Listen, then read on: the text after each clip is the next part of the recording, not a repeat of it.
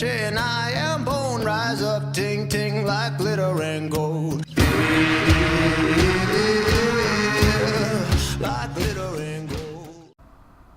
Hey guys, welcome back to another video. It's Weldrake here, and today I want to not answer the question as much, but try and spark a bit of a debate, or one that I know is already going on, but let's, stoke the fire a bit.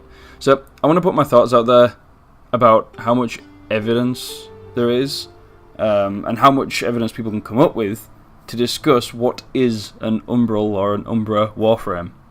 The first theory is that an Umbra Warframe is the first of its kind. For example, the first Excalibur, the first Loki, the first Frost, so on and so forth.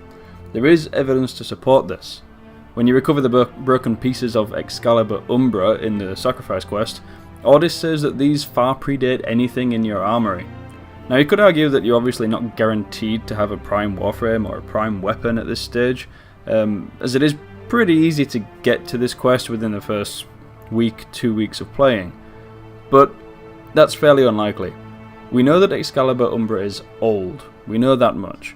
We know that he is conscious of what he is. He is aware, painfully so, of his existence and his past actions. He is absolute rage incarnate, bound in a single infested body, and if that weren't enough, he was imprisoned since the Orokin era on Lua. That was until we decided to rip the Earth's moon from the womb in the sky into the material realm, causing quote-unquote catastrophic rifts to break open his cell. Excalibur Umbra is unique, but before we press on, let me just pose a second theory, and that's that Umbra was not the first, or not completely, in the way that we are assuming. If you ignore Ordis' comment about Excalibur Umbra being older than your entire armory, and to make sense of the lore in this quest I feel you have to ignore something in some way, then it is actually entirely feasible that Umbra was the first Excalibur fitted with a transference bolt. The fact that Ballas highlights this, the fact that he has one implanted, seems a little bit too coincidental for me.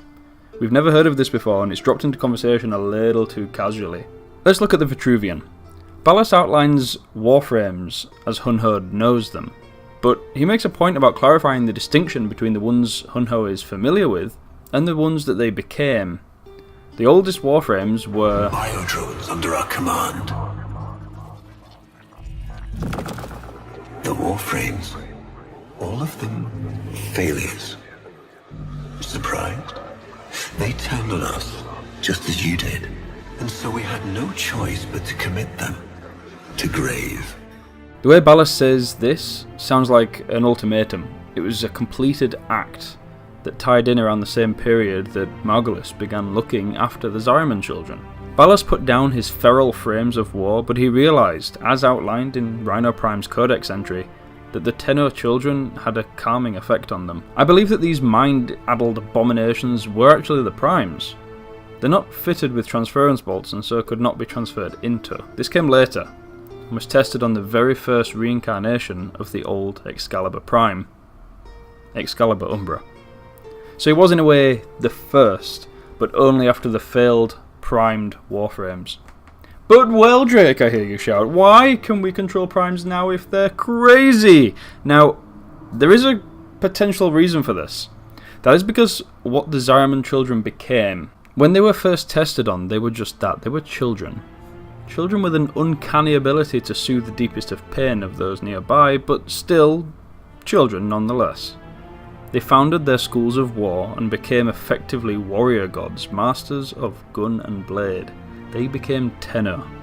They trained, and they could harness their void-gifted powers in increasingly impressive ways, only to be stymied by the lies of Margulis, as hinted and alluded to by Teshin, tricking the Tenno into believing that their abilities were harming those around them, and finally convincing them to enter their dreamlike state that we know now.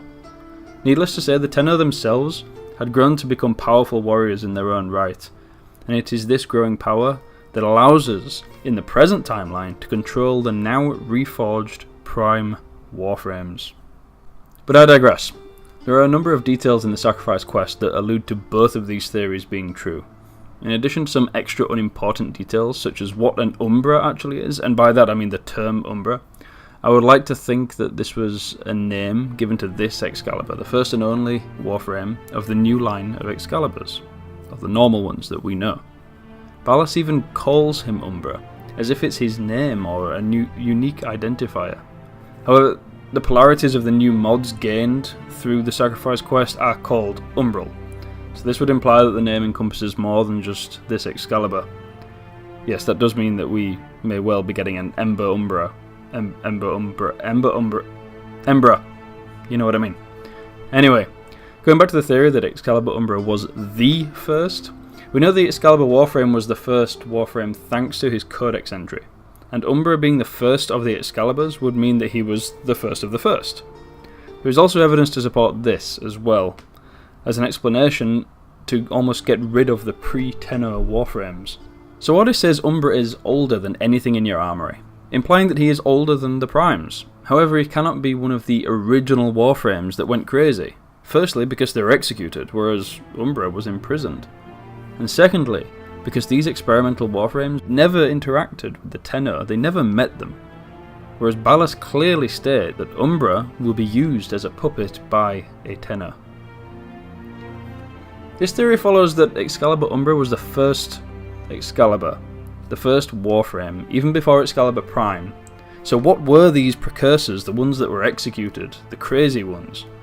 We're not given much information about them, but it could very well be that these original Warframes were nothing more than infested humans granted superhuman resilience, strength, reflexes by the Helminth strain of the Technocyte virus.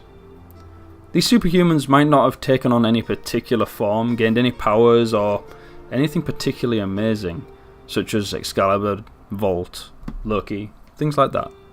They're just genetically modified humans.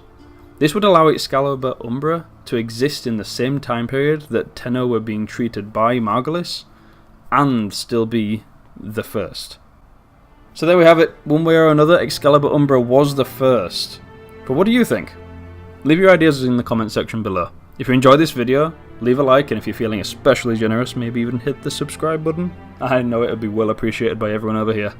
Either way, thank you very much for watching, and until next time, see you later. Have a good day.